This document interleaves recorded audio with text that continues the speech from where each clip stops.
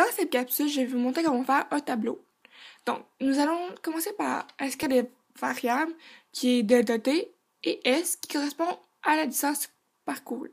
Donc, par la suite, dans la seconde ligne, nous allons inscrire les unités, donc les mètres puis les secondes.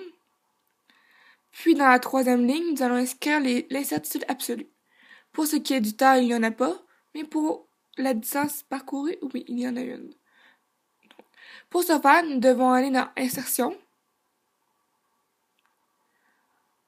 Symbole, chercher le plus ou moins, l'insérer, puis marquer l'incertitude qu'on aura. Sur la première colonne, nous devons écrire le point. Donc le point 1, le point 2, le point 3, le point 4, et etc. Dans la seconde colonne, nous devons inscrire le temps qui parcourt. Donc le temps 0, la première seconde, la deuxième seconde, la troisième seconde, et etc. Pour la troisième colonne, nous devons inscrire la distance parcourue. Donc, on sait que notre vitesse est de 2 mètres par seconde. Donc, on peut écrire une équation pour ce faire. Donc, on fait égal, la cellule de gauche à côté. Quand on fait un slash, ça fait une division.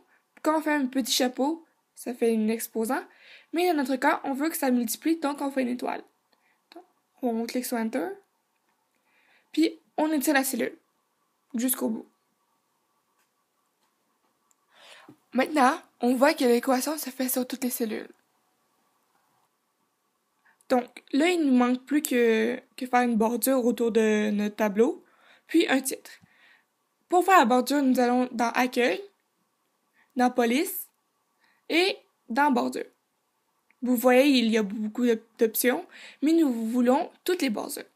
Donc, maintenant, vous pouvez mettre un titre, et c'est ça.